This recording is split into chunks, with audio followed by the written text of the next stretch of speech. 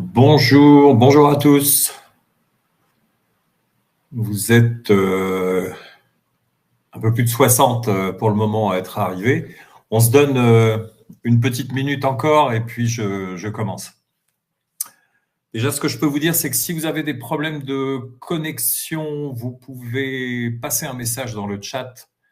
Et à ce moment-là, Damien, qui est l'assistant technique de ce webinaire, pourra vous répondre et trouver une solution certainement.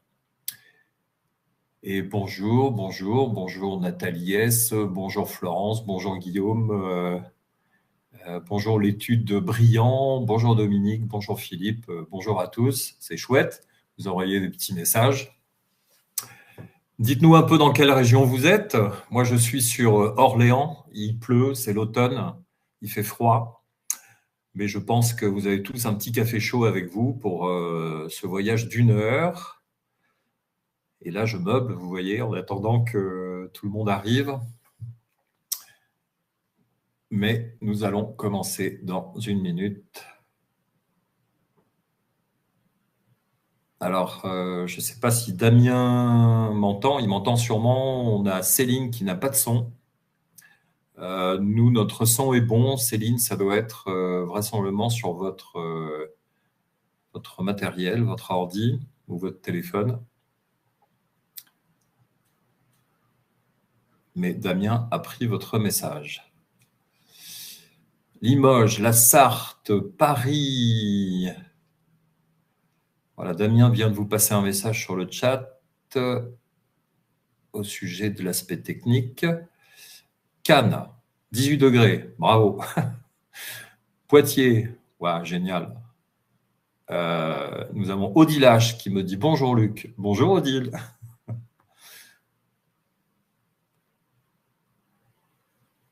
Rennes. Voilà, le problème est réglé. Valence dans la Drôme. Avec Christophe. Bonjour Christophe. Super région la Drôme. Ok, ce que je vous propose, c'est de commencer.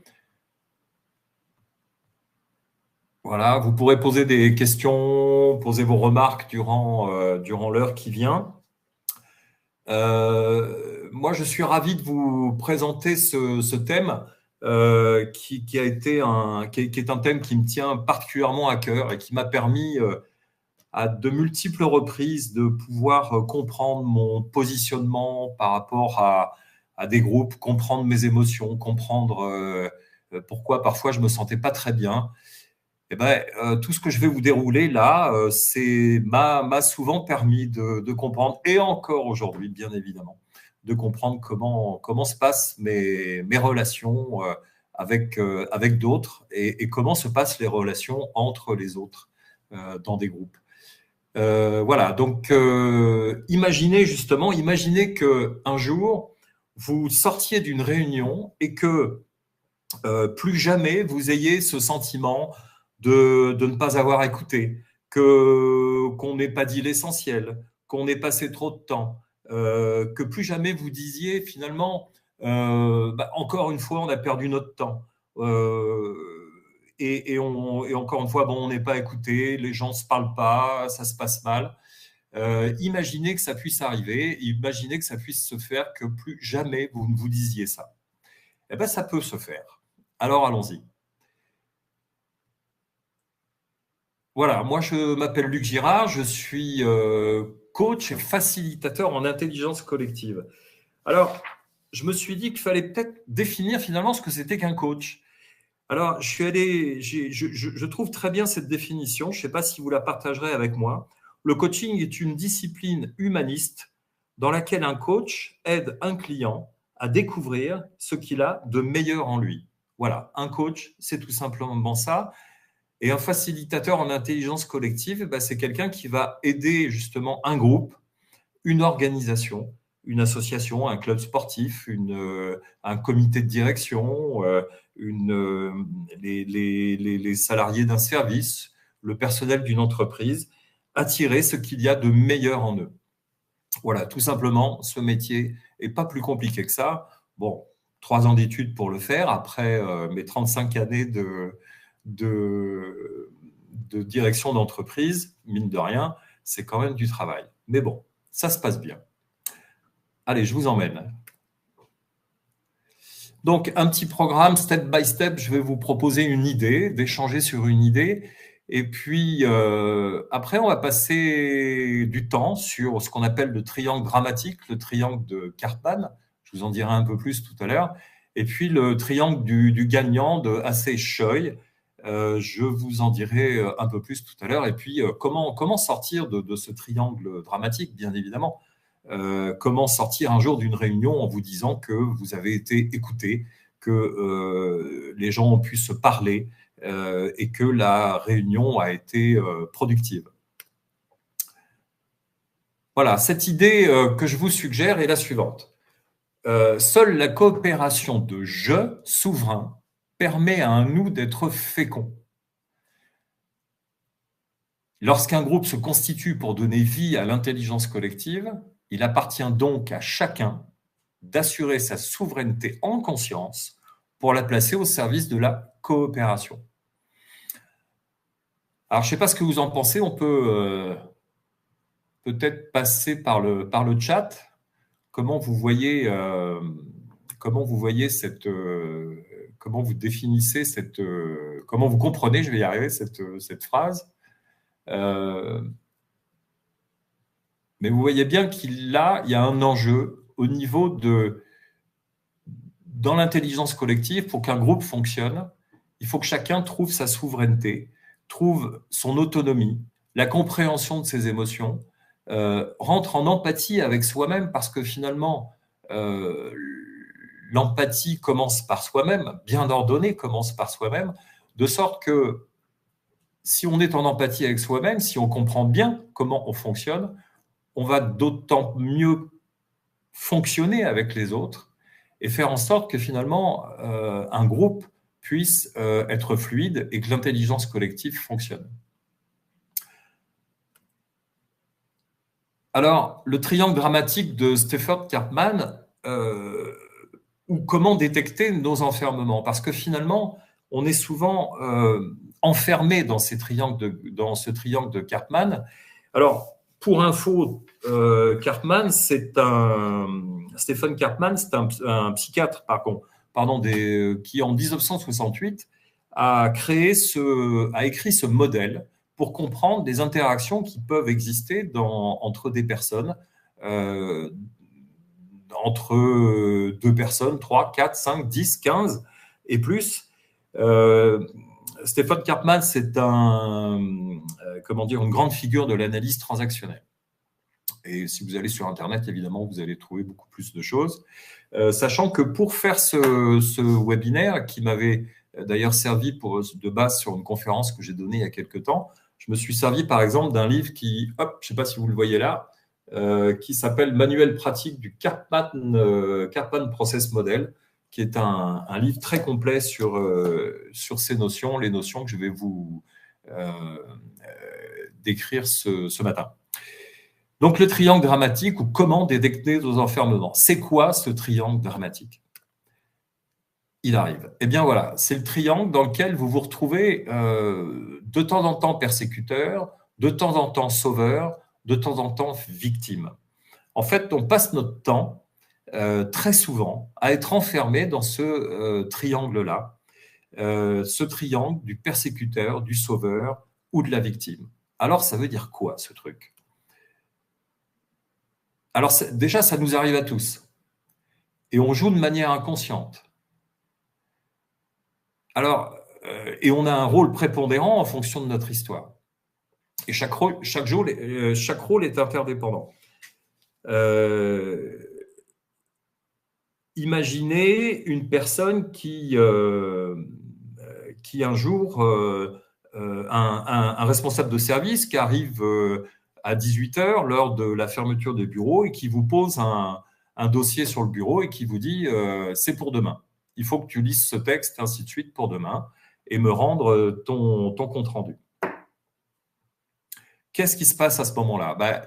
Il y a de grandes chances que vous soyez atteint par cette demande de fin de journée qui vous prend de court, Et il y a de grandes chances que finalement, vous plaignez, c'est toujours la même manière, c'est toujours de cette façon-là qu'il fait, au dernier moment, ou qu'elle fait d'ailleurs, au dernier moment, il me met un truc sur le bureau et ça se passe mal, je vais y passer la soirée, je ne vais pas dormir, et voilà. Et l'autre personne, le responsable qui vous pose ce dossier, lui, a un rôle finalement de persécuteur. Et en fait, on passe notre vie à passer de ces rôles de persécuteur, de victime et de sauveur. On va voir plus de détails. Alors, ce qu'il y a, c'est qu'on a un rôle prépondérant en fonction de notre histoire, en fonction de nos sensibilités, de nos expériences de vie. Moi, j'ai passé, on va en parler un peu plus loin, mais moi, j'ai passé ma vie à être un sauveur. Je pensais avoir finalement beaucoup d'empathie pour les autres. Eh bien, je me suis rendu compte dans ma formation de coach que finalement, cette empathie était plus basée sur le contournement de peurs profondes que j'avais, dont on va parler plus loin, plutôt que de la réelle empathie, de la réelle présence à l'autre et du réel écoute des besoins de l'autre. Allez, j'avance parce qu'il y a quand même beaucoup de choses à voir et je parle beaucoup. Allons-y. Donc finalement, si on sait que ça nous arrive à tous, qu'on peut être à certains moments victime, persécuteur ou sauveur, on rentre là dans un environnement où, a priori, on n'a pas à se juger et l'idée, c'est de travailler la bienveillance. Plus facile à dire qu'à faire, bien évidemment. Alors la victime, je vous rappelle qu'il s'agit là bien d'un rôle et que ça n'a rien à voir avec des victimes de drames, et on en connaît, rien à voir avec des gens qui pu vivre des événements parfois dramatiques dans leur vie, bien évidemment. Alors, la victime est souvent soumis, rebelle, malchanceux, se plaint, appelle au secours, dit « je n'y arriverai jamais ». Mais sa motivation, c'est souvent le manque de confiance en soi, la peur de s'affirmer, d'obtenir de l'attention, de trouver quelqu'un pour faire à sa place. J'imagine que des victimes, vous en connaissez autour de vous. Des victimes qui jouent le rôle des victimes. Alors, qu'est-ce qu'elles gagnent, ces personnes? Elles se sentent importantes. Elles peuvent se sentir importantes face à un persécuteur. Elles peuvent se sentir aimées face à un sauveur. Et en général, les victimes, elles attirent ou le persécuteur ou le sauveur. Mais parfois, c'est les mêmes. Parce que, imaginez une victime, quelqu'un qui pense être, ou qui est réellement dans le besoin et qui manifeste son état, trouve un sauveur, il y en a toujours, et le sauveur tente de faire plein de choses, mais n'y arrive pas. Évidemment, il est sauveur, vous allez comprendre pourquoi après. Il est dans ce rôle de sauveur, il n'y arrive pas. Et il va finir par dire, mais avec tout ce que j'ai fait pour lui ou pour elle, avec tout ce que je fais, tout ce que je lui donne, toute l'attention que je lui donne, toute l'écoute que je lui donne, la présence que je lui donne, elle ne fait pas ce que je lui dis. C'est nul. Et je vais lui dire. Donc là, vous voyez, on passe de sauveur à persécuteur. Et on ne s'en rend pas compte, c'est très souvent inconscient, on est bien d'accord. Alors, quoi dire du persécuteur? Encore une fois, il s'agit d'un rôle. Il est souvent agressif, au-dessus de la mêlée, il fait des promesses, il dévalorise, il rabaisse, il critique. Il dit les autres sont responsables. Et bien souvent, vous savez, le persécuteur qui peut vous impressionner, il va chercher à cacher sa vulnérabilité, à partager cette frustration dans sa colère parfois, et pour lui, c'est le pouvoir par la force. Vous en connaissez des gens comme ça? Moi, j'en ai déjà croisé. Et son gain, finalement, le persécuteur, c'est d'avoir raison. Il veut avoir raison. Vous voyez, ce sauveur qui d'un seul coup dit, mais avec tout ce que je fais pour lui ou pour elle, je lui donne tout, je fais tout pour lui, je lui donne des conseils, il ne m'écoute pas. En fait, mon sauveur qui devient un persécuteur veut avoir raison. Mais mon persécuteur, en effet, c'est souvent une ancienne victime ou un ancien sauveur qui n'aurait pas réussi sa mission. Allez, j'avance. Et mon sauveur, toujours dans un rôle, ben mon sauveur, il est prescripteur, il est interventionniste, pas de vague. Il se laisse submerger par les émotions de l'autre et se dit bon et bien. Il se dit indispensable, mon sauveur. Et puis, sa motivation, c'est d'empêcher les injustices. Vous savez, vous l'avez vu, le sauveur. Il est contre toutes les injustices. Il veut préserver l'harmonie, ne pas se sentir coupable de ne rien faire, avoir de la reconnaissance. Alors ça, c'est tout moi. Moi, j'ai passé ma vie à être un sauveur. Ma préoccupation principale, c'était de préserver l'harmonie autour de moi. Et donc, j'ai tout fait pour préserver l'harmonie autour de moi. Sauf que, à force de jouer à ça, de vouloir préserver l'harmonie, être prescripteur, interventionniste, ben, on se charge un petit peu trop les épaules. On veut en faire trop. On va en faire beaucoup trop. Et on dit ça ira, ça marchera, tout ira bien. Sauf que ça ne peut pas aller.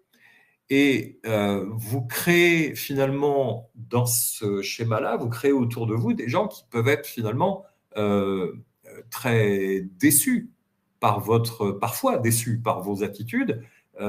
Et donc, à ce moment-là, bah, vous tombez face à vous avec des persécuteurs ou des victimes. Et des personnes qui peuvent passer de persécuteurs à victimes. Voilà. Et finalement, c'est pas top en matière de rapport humain. Et le gain pour un sauveur, c'est d'avoir de la reconnaissance en sauvant. Si je sauve, si je t'aide, je suis. Si je t'aide, j'existe. Encore une fois, c'est un rôle et bien souvent, c'est inconscient, on est bien d'accord. Alors, je vous propose un petit jeu. Alors, lors de la conférence que j'ai fait, évidemment, en présentiel, c'était plus simple, mais je vais quand même vous le proposer. Et, vous ne pourrez pas me donner vos réponses, mais vous pourrez toujours vous les donner à vous-même. Alors, j'aimerais tellement te rendre heureux. C'est qui ça? Un persécuteur, un sauveur ou une victime? Allez, je vous le dis tout de suite, c'est un sauveur. J'aimerais tellement te rendre heureux. OK? Ça va pour vous? Je continue. Aide-moi à résoudre mes problèmes. Une victime a un sauveur, bien évidemment. Je me sens bien qu'en faisant du bien. Alors celui-là, vous l'avez deviné déjà, j'imagine. Un sauveur. À cause de toi, ma vie est gâchée. Là, on est d'accord? Persécuteur. Vous l'avez entendu peut-être déjà ça, avec tout ce que j'ai fait pour toi, avec tout ce que j'ai pu tenter, je t'ai accompagné toute ma vie. Maintenant, ma vie est foutue à cause de toi. Persécuteur, on est bien d'accord. Regarde ce que tu m'as fait faire. Persécuteur, bien sûr. Je suis le meilleur. À votre avis? Persécuteur également. Je te supplie de me pardonner. Victime. Sauf que si tu ne me pardonnes pas, je peux devenir un persécuteur, bien évidemment. Oui, mais. Ah, vous l'avez entendu ça souvent. Ah, je suis d'accord, oui, mais. Vous savez, c'est un peu comme pour les plus anciens d'entre nous, le film des Bronzés font du ski, Josiane Balasco en haut de la pente. J'y vais, mais j'ai peur. Eh bien, là, c'est la victime. On est bien d'accord. Et si le triangle de Karpman est communément appelé le triangle dramatique, c'est parce que justement, aucun participant n'en sort indemne. que vous soyez dans certaines situations ou victime, ou persécuteur, ou sauveur, de toute manière, on n'en sort jamais indemne. On en sort comme sortir de cette réunion, d'une réunion où on se dit, c'est toujours pareil, je ne suis pas écouté, je ne suis pas considéré, il est toujours aussi con, il ne m'écoute pas, il est agressif, il y en a marre de ces gens qui veulent toujours aider. Ah, ou alors il faudrait que j'aide, il faudrait que je l'aide, il faudrait que je sois interventionniste. Et en fait, on ne crée pas finalement de rapport équilibré. J'imagine que vous avez déjà connu ces situations-là. Et puis, voilà, c'est toujours un petit peu lent les arrivées des slides. Et voilà, ce que j'ai rajouté, c'est que intense, les relations vécues sont assimilées à une drogue. En fait, le mot drogue est peut-être un petit peu fort, mais ce que je veux souligner là, c'est que finalement, on est dans notre zone de confort. C'est confortable de dire bah, c'est de la faute des autres, ou c'est confortable d'aller dire ah mais je vais l'aider, je vais être près d'elle ou près de lui. Et puis c'est confortable aussi souvent d'être dans notre rôle de victime. On y trouve, oui, un certain confort finalement. C'est ça la zone de confort. Sauf que ça ne nous amène pas bien loin en matière d'évolution. Alors, il y a une bonne nouvelle, c'est qu'on peut en sortir. Alors, à ce stade, je vais aller regarder un petit peu vos messages. Je vais aller voir vos messages. Qu'est-ce qu'on a? Alors, excellent film, oui, mais avec Junio en psychologue, excellent. D'accord. Et ça, c'est sûrement donc Les Bronzés.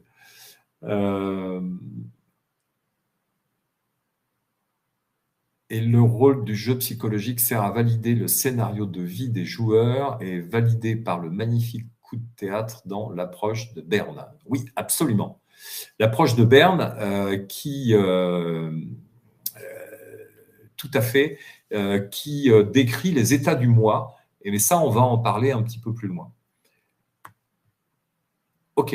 Alors on peut en sortir. Alors, moi, je vais vous proposer un parcours, des idées pour sortir de ce triangle de Karpman, mais je voudrais, vous comprenez bien que pour sortir de ce fameux triangle dramatique, de ces situations qui vous mènent finalement qu'à être frustré, qu'à ressentir des malaises, bah, ça passe par un travail sur soi important, de connaître, comprendre nos émotions et être en fait en empathie avec soi-même avant de tenter de l'être avec les autres. Et là, je vous ramène à, si vous le voulez bien, dans la chaîne haut débit de Webikeo, un live récent sur l'énéagramme, où là, on vous décrit finalement un outil particulièrement performant pour aller comprendre à la fois vos émotions et comprendre celles des autres. Et c'est un outil qui permet justement de sortir de ce triangle dramatique. Ça, c'est une première chose. Et puis, en entreprise, au niveau de Haut Débit, qui est donc la société qui m'a agréé en tant que coach, avec laquelle je travaille avec une communauté de coachs, nous avons un outil de diagnostic. Et dans une entreprise, pour aller détecter la systémie qu'il peut y avoir dans un groupe, pour comprendre les relations des uns et des autres, la qualité des relations des uns entre les autres, eh bien, nous avons à Haut Débit un outil diagnostique particulièrement performant qui permet d'aller donc en effet faire un état, une carte qui permet par la suite de pouvoir mettre en place des actions pour faire en sorte qu'on puisse faire en sorte que le groupe fonctionne, qu'il y ait une harmonie dans le groupe et que les uns et les autres puissent sortir petit à petit, comprendre dans quel enfermement ils étaient et sortir petit à petit de ce jeu finalement de la victime, du sauveur et du persécuteur. Alors, moi, je vous propose ça également pour en sortir. Donc, le triangle dramatique a son double bénéfique. Acey Choi était tout simplement une élève de Karpman et a imaginé un nouveau triangle qui serait le triangle du gagnant, qui se transformerait en affirmation de soi, en souci de l'autre et en vulnérabilité. Je vous le refais, je vous le passe le précédent. Persécuteur, sauveur, victime et affirmation de soi, souci de l'autre, vulnérabilité. En fait, le persécuteur, il faut tout simplement qu'il cherche son affirmation, l'affirmation de lui-même. Le sauveur, qu'il soit réellement en empathie, réellement dans le souci de l'autre. Et on va voir comment. Et puis, la victime, peut-être que la victime, il faut tout simplement qu'elle reconnaisse, qu'elle accepte et qu'elle avoue sa vulnérabilité. Et ici, chacun prend la responsabilité de ses positions, actions et émotions. Et justement, pour revenir sur les états du moi dont on parlait tout à l'heure rapidement, et on pourrait en faire un webinaire complet, alors que dans le triangle dramatique, donc les joueurs sont dans leur état du moi parent ou enfant, dans le triangle du gagnant, ils sont tous dans leur état du moi adulte. Alors très rapidement, les états du moi, c'est vous pouvez vous retrouver dans 3 états. L'état adulte, l'état parent, pardon, l'état adulte ou l'état enfant. Le parent qui peut vouloir, comment dire, pour faire simple, être normatif, être autoritaire face à des enfants, alors qu'il suffirait peut-être d'avoir une discussion, un échange adulte.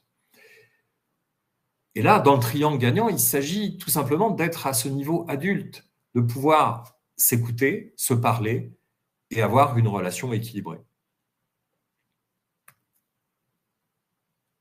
Alors, dans la proposition d'Acey Choi, dans le rôle du triangle dramatique, on peut être persécuteur, sauveur ou victime.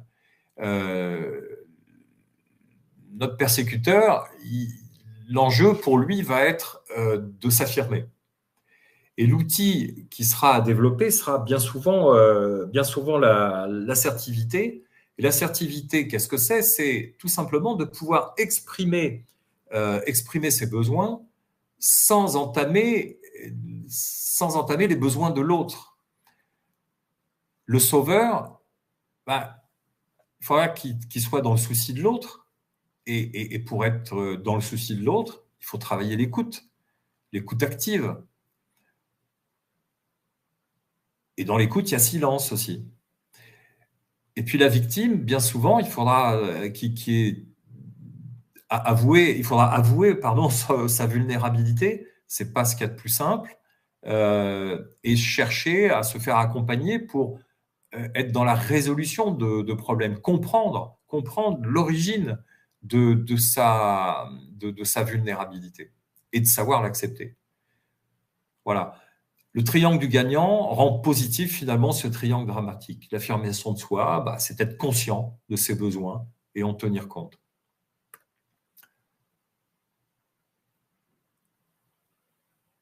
Alors, je vous propose 2 étapes pour sortir du triangle dramatique.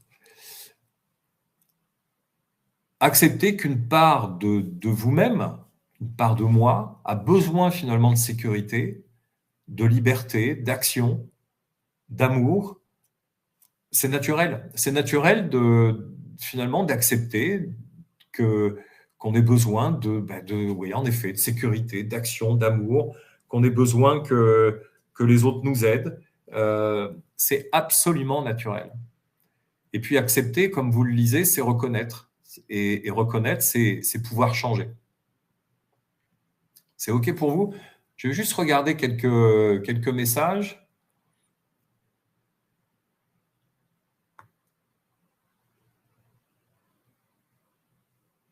Oui, tout à fait. L'enfant peut être soumis, rebelle ou libre.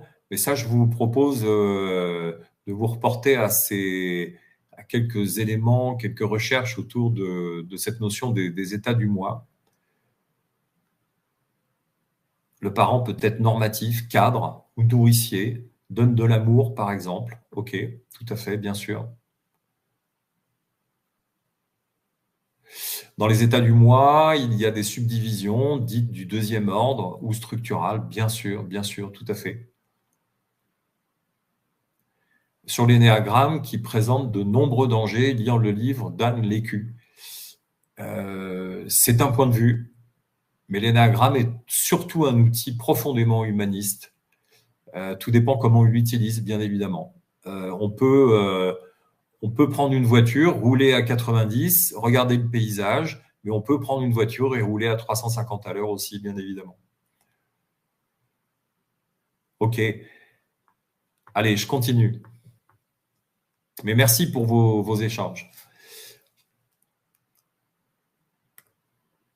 Allez, la deuxième étape, pour sortir du triangle dramatique, c'est de tenter d'adopter des comportements adaptés et efficaces. Regardez, la victime,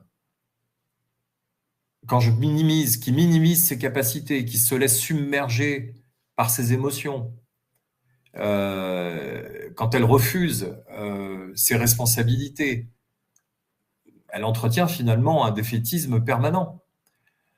Alors que ce même individu a sûrement besoin, seulement besoin d'ailleurs, de liberté d'action et de mettre en œuvre son imagination, de proposer, d'agir spontanément avec une autonomie, un réalisme et une clarté.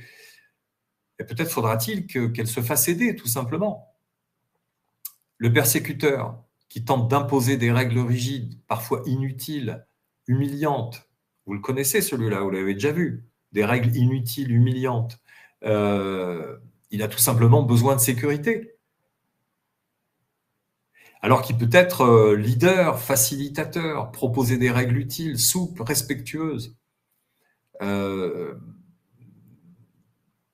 C'est quand même chouette de pouvoir à un moment dans sa vie devenir comprendre qu'on peut être dans son entreprise plutôt que d'être un responsable, un manager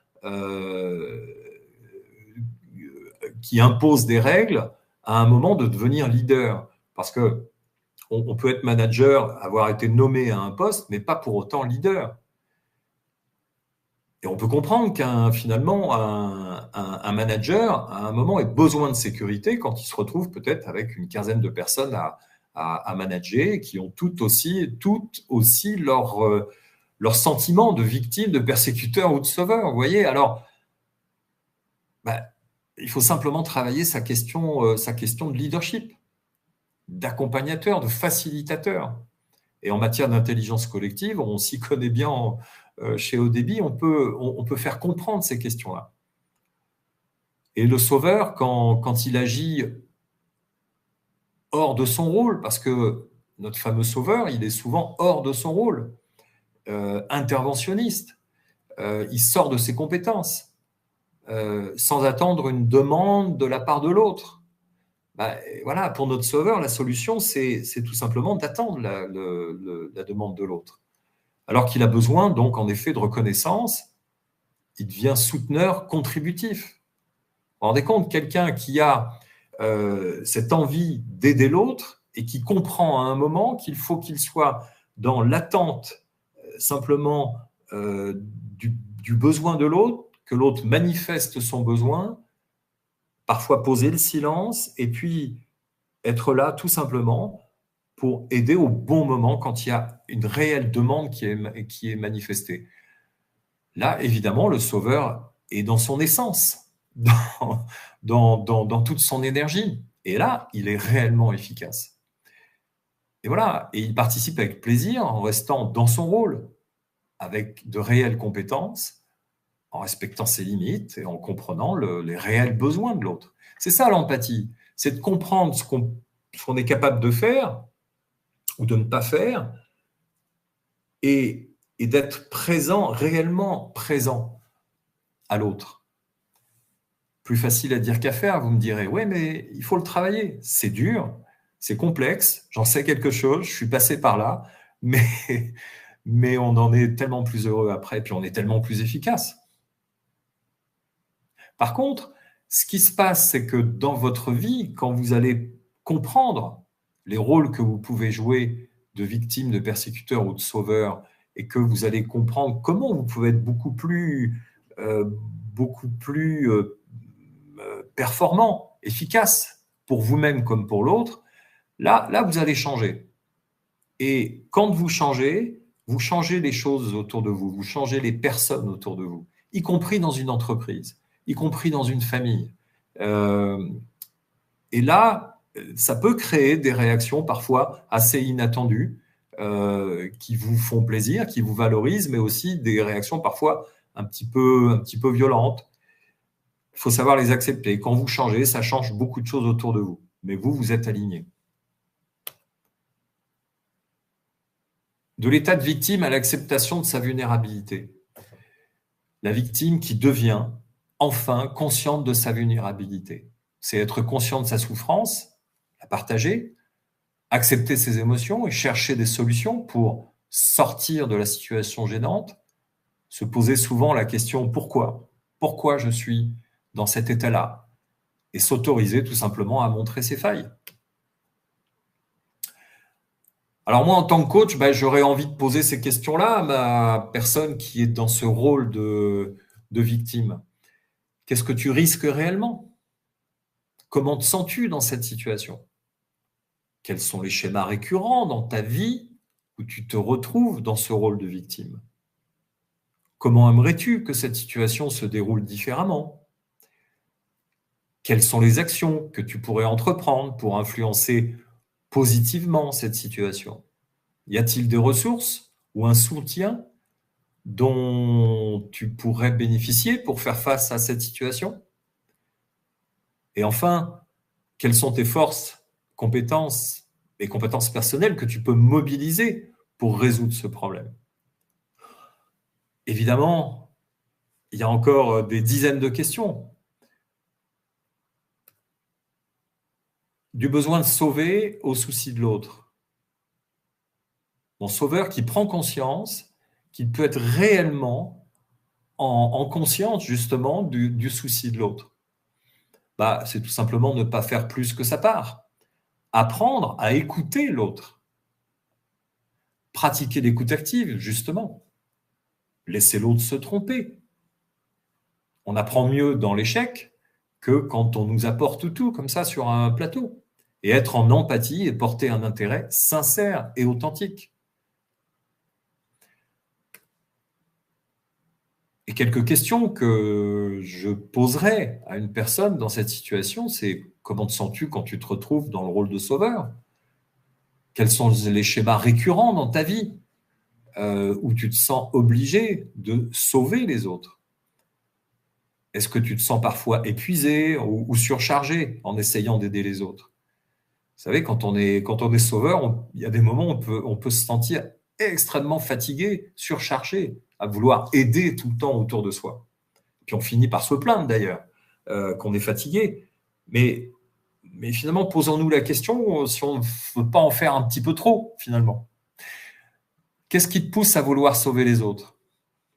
Voilà. Penses-tu que les personnes que tu essaies de sauver ont la capacité de résoudre leurs problèmes par elles-mêmes ? Finalement, un sauveur se pose peut-être jamais cette question. Sûrement pas d'ailleurs. Comment pourrais-tu offrir ton soutien de manière plus équilibrée tout en respectant les besoins et l'autonomie des autres ? Et du persécuteur à l'affirmation de soi. Il faut tout simplement que notre persécuteur apprenne à satisfaire ses besoins en conscience. Mais quels besoins a-t-il ? Puis un persécuteur, peut-être à un moment, il peut demander de l'aide, apprendre à demander de l'aide, décider d'affirmer son point de vue, de défendre ses droits et ses intérêts, justement, et de réfléchir sur sa propre vulnérabilité. Je vais faire un petit tour par les questions.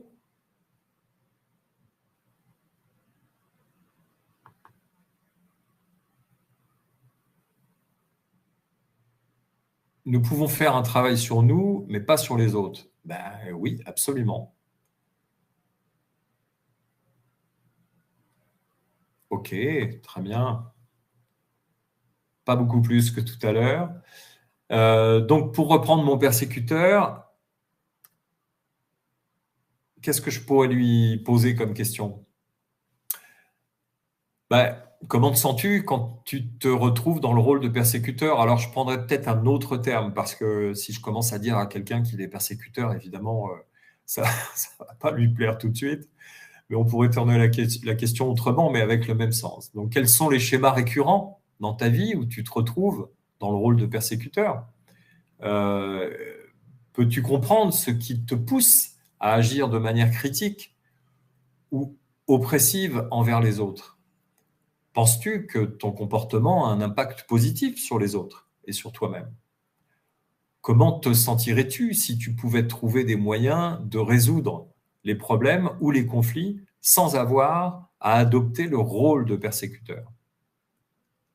As-tu déjà expérimenté une approche différente qui a conduit à de meilleurs résultats dans des situations similaires?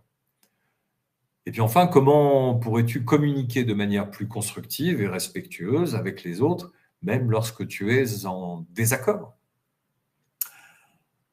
Voilà, des questions qui peuvent aider évidemment, mais encore une fois, il peut y en avoir beaucoup, beaucoup, beaucoup plus. Alors, comme j'ai été très vite, mais je crois que voilà. Mais avant de passer aux questions, ce que j'ai envie, c'est de vous lire des petits textes que lors de la conférence que j'avais donnée il y a quelque temps, j'avais fait lire par différentes personnes. Et en fait, ça avait fait son petit effet d'ailleurs. Un petit texte qui serait le suivant. C'est une victime qui s'adresse à un sauveur. Vous imaginez quelqu'un qui est une victime, qui s'adresse à un sauveur, qui est très interventionniste, et, et cette victime prend conscience finalement que le sauveur prend peut-être un petit peu trop de place finalement dans sa vie. Et donc la victime pourrait lui dire la chose suivante. J'apprécie vraiment ton soutien et ta volonté de m'aider. Mais je pense que nous pourrions travailler ensemble de manière plus équilibrée. Je veux être plus autonome dans la résolution de mes problèmes et prendre plus de responsabilités pour ma vie. Plutôt que de te sentir obligé de me sauver, je préférerais que tu m'aides en me donnant les outils et des conseils dont j'ai besoin pour mener ma propre vie. Nous pouvons collaborer de manière plus constructive si tu me soutiens dans cette démarche d'autonomie. Comment pouvons-nous faire cela ensemble? Ce que je vous propose, c'est le persécuteur à une victime, même situation, prise de conscience. Je comprends que notre façon de communiquer n'a pas été saine et je suis vraiment déterminé à faire les efforts nécessaires pour changer cela. Je veux que notre relation soit plus harmonieuse et équilibrée et je suis prêt ou prête, évidemment, à travailler sur moi-même et à apprendre de nos interactions passées. Je m'engage à être plus attentif à la façon dont je te traite et à faire en sorte que tu te sentes respecté et entendu. Nous pouvons ensemble créer un environnement où nous pouvons résoudre nos problèmes de manière mature et constructive. Et puis, le dernier texte que je vous propose, c'est la victime au persécuteur. La victime qui prend conscience de son état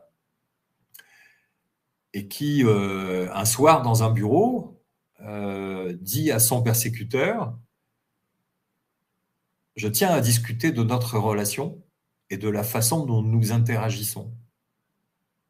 Je réalise que nous avons souvent été pris dans un schéma où je me suis senti comme la victime et toi comme le persécuteur. Je préférerais que nous puissions avoir des conversations plus équilibrées et respectueuses.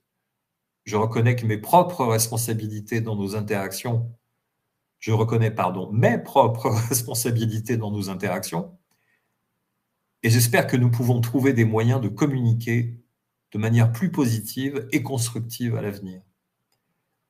J'aimerais que nous puissions résoudre nos problèmes et nos désaccords de manière mature et en collaborant plutôt qu'en adoptant ces rôles qui ne sont que des rôles, bien évidemment.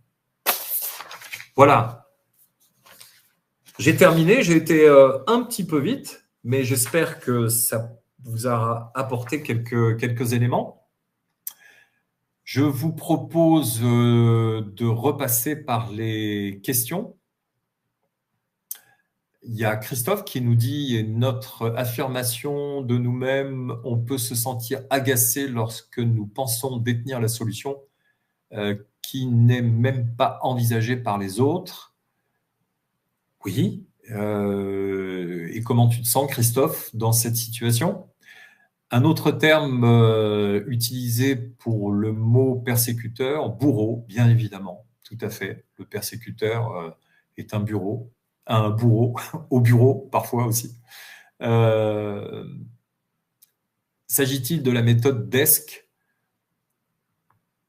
Pas tout à fait. Odile me dit merci. Elle est partie, en effet, elle m'avait dit.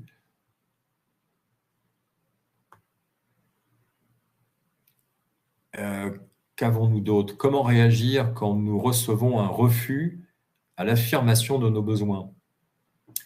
Comment réagir quand nous recevons un refus à l'affirmation de nos besoins ? Moi, j'ai envie de dire à Christophe que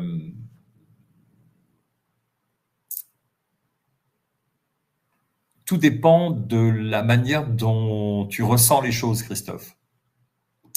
Tout dépend de la manière dont tu ressens les choses.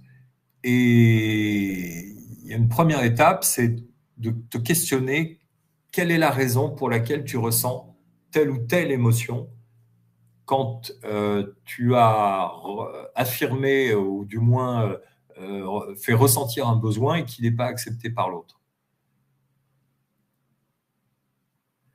Jean-Jacques, souvent, le persécuteur est très asservi, sûr de soi, en apparence. Bien sûr, le persécuteur va être extrêmement sûr de lui, et c'est pour cacher une telle vulnérabilité, il faut le comprendre, ça. Plus quelqu'un va être bourreau, persécuteur envers vous, vraisemblablement, il aura une grande fragilité derrière. Essayez de le voir, de le comprendre, peut-être de le questionner par rapport à ça. Peut-être qu'à un moment, il va peut-être lâcher quelque chose. Comment défendre ses droits et ses intérêts ? Question vaste, Nassira. Est-ce que tu peux préciser ? Nous pouvons faire un travail sur nous, mais pas sur les autres, bien évidemment. On ne peut pas changer les autres, mais on peut pour autant, on peut être présent, on peut être vraiment à leur écoute. Et rien que l'écoute, parfois, peut permettre justement de faire prendre conscience aux personnes de leur état et donc peut-être de les amener vers des changements. Voilà, écoutez, je vous remercie pour ces échanges. J'espère que ce live vous aura servi, au moins vous donner des pistes pour aller plus loin. Et je vous remercie. N'hésitez pas à m'appeler, à m'envoyer un mail si vous voulez échanger. Je serai ravi de pouvoir discuter, répondre à vos questions, peut-être vous donner d'autres pistes et recueillir vos expériences. Voilà, je vous souhaite une excellente journée et au plaisir de vous retrouver.